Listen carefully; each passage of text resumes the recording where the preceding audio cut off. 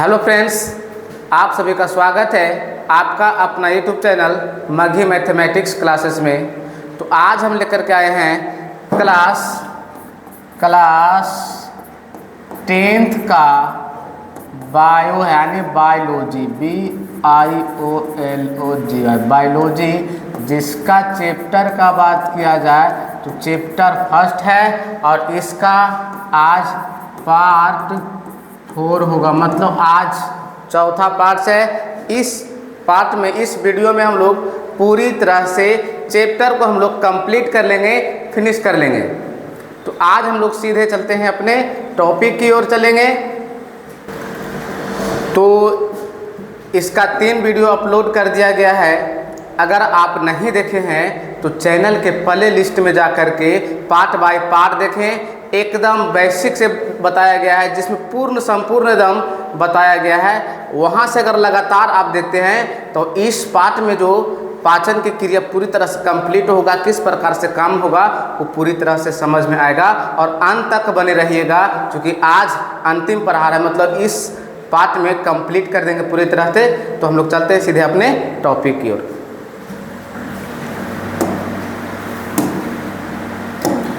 हम लोग को पढ़ना क्या है, तो अग्नाशय के बारे में पढ़ना है, जिसको इंग्लिश में कहा जाता है पैंक्रियाज। क्या कहा जाता है, तो पैंक्रियाज कहा जाता है। अगर इसका बात किया जाए अग्नाशय क्या होती है, तो अग्नाशय देखो कहाँ होता है, तो आमाशय के नीचे होती है। कहाँ होती है, आमाशय के नीचे। अगर इस प्रकार से देखो, मान ले कि ये एक आमाशय है, इस प्रकार से आमाशय, तो आमाशय का जो नीचे वाला भाग होता है, इन्हें जा करके छोटी आंत से जुड़ जाता है, और छोटी आंत से जुड़ता है ना, तो हम लोग यहाँ क्या कहते हैं, ग्रहणी। इसलिए ग्रहणी कहते हैं कि छोटी आंत का 3 भाग है, जिसमें पहला भाग होता है ग्रहणी। तो कहाँ रहेगा, आमाशय से कहाँ, आमाशय के ठीक नीचे कौन रहेगा, ग्रहणी रहेगा।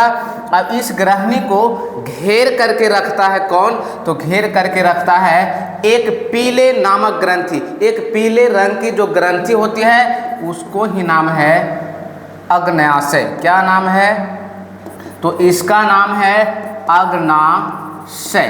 कहाँ होती है, तो हम लोग देखते हैं कहाँ होती है। कह रहा है कि आमाशय के ठीक नीचे, आमाशय के ठीक नीचे किसको, ग्रहणी को क्या करता है, तो घेर कर रखता है। और घेर के रखने वाला है वो है पीले रंग की ग्रंथि होती है, जिसका नाम है अग्नाशय। क्या है, तो अग्नाशय कहलाती है।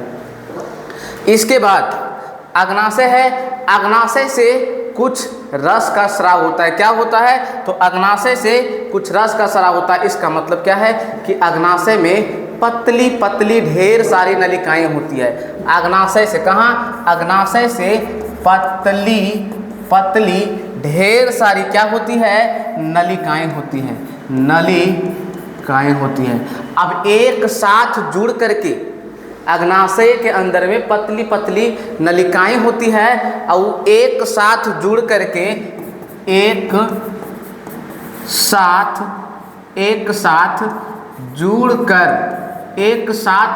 जुड़ करके क्या बनाती है, तो एक साथ जुड़ने के बाद ये बना लेती है अग्नाशयी वाहिनी। क्या बनाती है, तो हम लोग यहाँ लिख देते हैं कि एक साथ जुड़ करके बना लेती है अग्नाशयी वाहिनी बनाती है। क्या बनाती है, अग्नाशयी वाहिनी बनाती है। इसके साथ जहाँ रहेगा अग्नाशयी वाहिनी, ये जो दिख रहा अग्नाशयी वाहिनी, और इसके साथ में आएगा मूल पित्त वाहिनी। कौन आएगा, मूल पित्त वाहिनी। अग्नाशयी वाहिनी और मूल पित्त वाहिनी, मूल पित्त वाहिनी। हम लोग कह सकते हैं कि अग्नाशयी वाहिनी और मूल पित्त वाहिनी जुड़ करके एक बड़ी सी नली बनाती है। और ये नली जा करके कहाँ, तो ये नली जा करके क्या कह सकते हैं हम, तो कह सकते हैं कि छोटी आंत में जा करके खुलती है। कहाँ, छोटी आंत में खुलती है, जो कहाँ, तो सीधे ग्रहणी के पास में खुलती है। कहाँ खुलती है, सीधे ग्रहणी के पास में। तो अग्नाशय में अब ये खुल गया वहाँ छोटी आंत की ग्रहणी तक, अब जो अग्नाशय है तो अग्नाशय से अग्नाशयी कुछ रस निकलती है। अब उस जो रस निकल रहा है उसमें कौन कौन से एंजाइम होते हैं? कुछ रस निकलता है उसको हम लोग क्या कहते हैं? एंजाइम कहते हैं। जो क्या है? ट्रिप्सिन एंजाइम है, एमाइलेज है, लाइपेज है और न्यूक्लियेज है। एक बात और, अग्नाशय से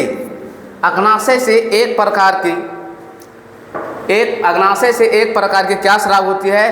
तो हार्मोन्स, मतलब क्या कह सकते हैं? हार्मोन्स जो है, क्या कह सकते हैं इसको? इंसुलिन हार्मोन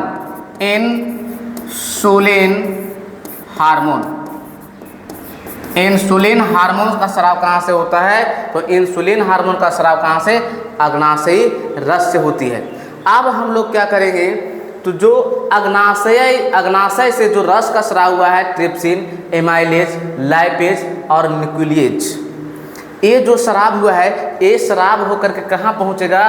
तो पहुँचेगा छोटी आंत में, और छोटी आंत में पहुँचने के बाद भोजन के साथ में ये सब एंजाइम किस प्रकार कार्य करेगा वो हम लोग आगे देखते हैं। चलो, अब है अग्नाशयी के एंजाइम। अग्नाशयी के एंजाइम जो है वो भोजन के अवयवों पर किस प्रकार एक काम करेगा, किस प्रकार एक क्रिया करेगा, वो हम लोग देखेंगे। चूँकि देख लिए थे अग्नाशयी रस में क्या था, तो वहाँ से एमाइलेज था। एमाइलेज क्या करता है? तो स्टार्च या फिर ग्लाइकोजन के साथ क्रिया करता है और बना देता है माल्टोज में। उसके बाद है लाइपेज, बताए थे, कह सकते हैं कि लाइपेज किसका पाचन करेगा?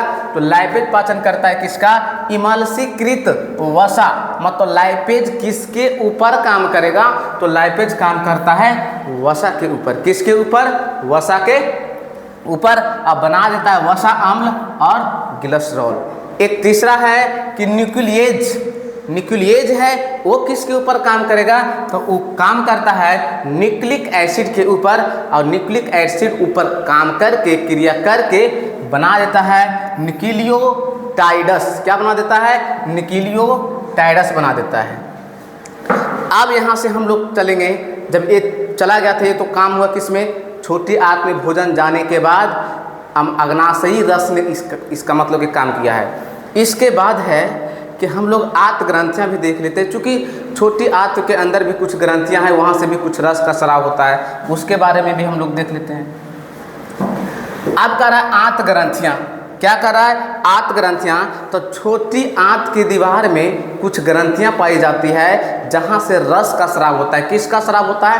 रस का स्राव होता है। और उस रस को हम लोग क्या कहते हैं? आंत रस कहते हैं, या सक्स एंटेरिक्स कह सकते हैं। क्या कहेंगे? सक्स एंटेरिक्स कह सकते हैं। अब इस रस में ढेर सा एंजाइम होता है। ये एंजाइम भोजन के ऊपर किस प्रकार से काम करेगा? अब जो अमाशय से भोजन चला गया था छोटी आंत में जाने के बाद छोटी आंत ग्रंथियाँ से जो रस का स्राव हुआ है वो है आंत रस। इसमें जो भी एंजाइम होगा वो भोजन के अवयवों के ऊपर किस प्रकार से काम करेगा वो पहले हम लोग देखते हैं। तो सबसे पहले है पेप्टाइडेस। क्या है? पेप्टाइडेस है, जो कि हमारे अमाशय में भोजन था उसी समय बन गया था पेप्टोन। वहाँ से आने के बाद पेप्टोन के ऊपर कौन काम करेगा? पेप्टाइडेस करेगा और जाकर के बदल देगा किसमें? एमिनो अम्ल में। उसके बाद बताए हैं लाइपेज किसके ऊपर काम कर रहा था? तो इमल्सीकृत वसा। तो इमल्सीकृत वसा के ऊपर काम किया। कहाँ? तो काम किया था ये क्या कह सकते हैं? छोटी आंत में। लेकिन यहाँ से कुछ बच जाता है, बची हुई इमल्सीकृत वसा है, उसके ऊपर काम करेगा लाइपेज और किस में बदल देगा? वसा अम्ल और ग्लिसरॉल में बदल देगा। उसके बाद क्या है? इन्वर्टेज। ये किसके ऊपर काम करता है? तो ये काम करता है सुक्रोज के ऊपर, और सुक्रोज के ऊपर काम करके क्या करता है कि ग्लूकोज और फ्रैक्टोज में बदल देता है। इसके बाद है माल्टेज किसके ऊपर काम करेगा? तो माल्टोज के ऊपर, जो कि हम लोग मुख गुहा में भोजन जाने के बाद वहाँ से कार्बोहाइड्रेट का पाचन होता है और किस में बदल देता है? माल्टोज में। तो माल्टोज के ऊपर कौन करेगा? और बदल देगा ग्लूकोज और ग्लूकोज में। एक है कि लैक्टेक्स है, वो लैक्टोज के ऊपर काम करेगा और यहाँ से बदल देगा ग्लूकोज और ग्लैक्टोज में। किस में बदल दिया? ग्लूकोज और ग्लैक्टोज में बदल देता है। इसके बाद एक नीचे था जो न्यूक्लिक एसिड के ऊपर काम करता है और किस में बदल देगा? तो न्यूक्लियोटाइड्स में बदल देता है। ये एक लास्ट था। इस प्रकार से क्या होता है कि भोजन के ऊपर पूरी तरह से क्रिया हो जाती है। यहाँ तक होने के बाद में देखो क्या होता है, थोड़ा देख लेते हैं कि यहाँ तक होने के बाद क्या होने वाला है। तो जो भी जटिल अणु रहेगा उसको क्या कह सकते हैं कि जटिल अणुओं को सरल अणु में बदल देता है, सरल अणुओं में बदल देता है। इसके बाद क्या होता है कि वहाँ क्या था कि यहाँ जटिल अणुओं को सरल अणुओं में बदल दिया। उसके बाद कि जो भी वहाँ अविलेय था, क्या था? अविलेय था, उसको अविलेय मतलब जो नहीं घुलता था, अघुलनशील था, उसको किस में परिवर्तित कर दिया है? तो घुलनशील में परिवर्तित कर दिया है। अब ये पूरी तरह से घुल चुका है। अब घुलने के बाद क्या है तो वो पूरी तरह से घुल करके बना लिया है चाइल। क्या बना लिया है? चाइल। चूँकि अमाशय के अंदर भी घुला था लेकिन वहाँ पूरी तरह से नहीं घुला था, इसलिए वहाँ कायम था। अब यहाँ पूरी तरह से घुल गया है। अब इसको हम लोग क्या कहते हैं? चाइल कहेंगे। क्या कहते हैं? तो इसको हम लोग चाइल कहते हैं।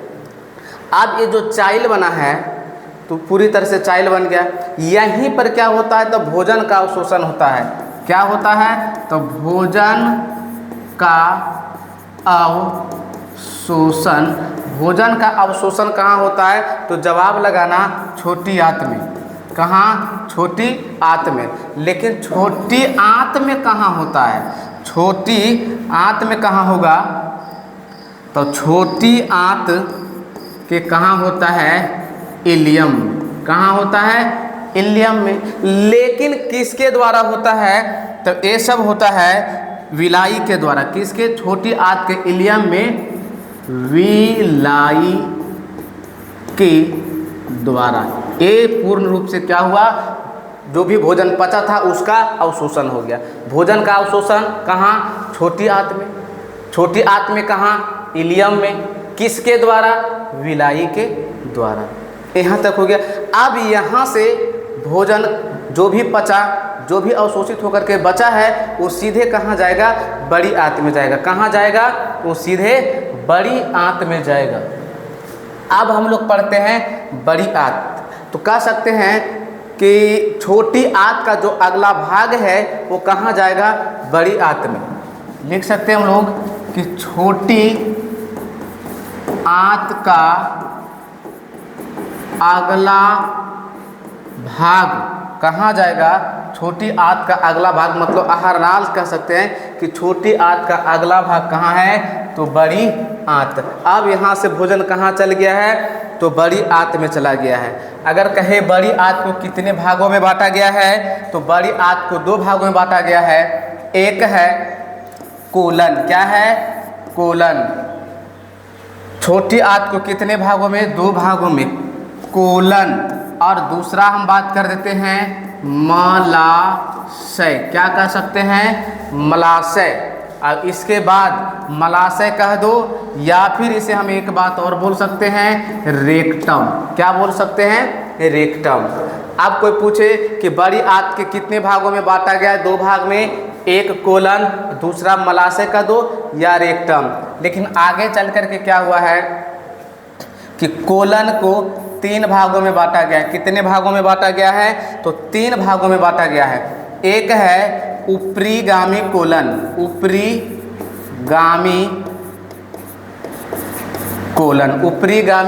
कोलन। दूसरा है अनुप्रस्थ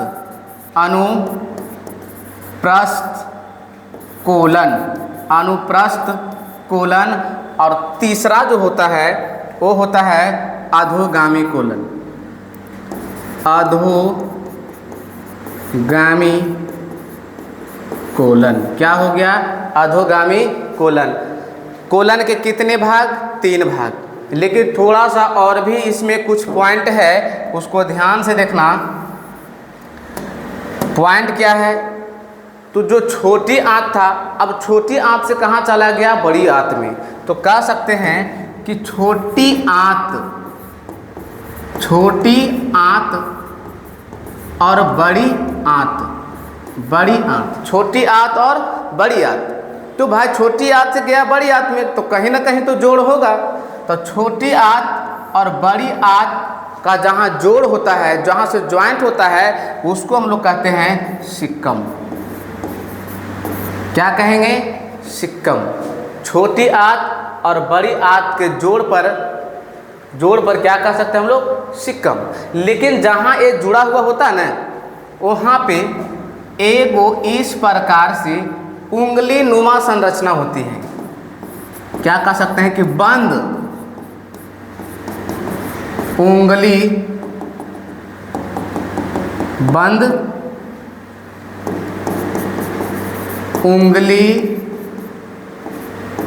जैसी रचना होती है। बंद एकदम सेम उंगली के जैसा रचना होता है, जिसका नाम हम लोग देते हैं अपेंडिक्स। क्या नाम देते हैं? अपेंडिक्स। और ये जो अपेंडिक्स है वो हमारा शरीर में इसका कोई काम नहीं है। अपेंडिक्स का हमारा शरीर में, पेट में कोई काम नहीं है। पहले इसका काम होता था, लेकिन अब इसका कोई काम नहीं है। अब ये अंत में 3 भाग बताइए कोलन के, ऊपरीगामी, अनुप्रस्थ कोलन, अधोगामी। अब ये अंत में जाकर के कहाँ खुलेगा?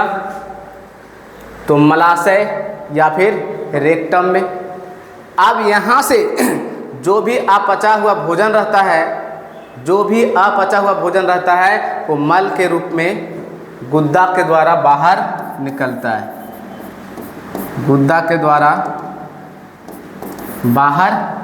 है। इसके बाद क्या है? तो आज की क्लास यहीं तक टॉपिक था हमारा। तो वीडियो कैसा लगा है? अगर आप लोग का वीडियो अच्छा लगा है तो लाइक करें, सब्सक्राइब करें तथा अपने दोस्तों के साथ शेयर जरूर करें। तो अब हम लोग नेक्स्ट वीडियो में मिलेंगे। तब तक के लिए जय राम जी की।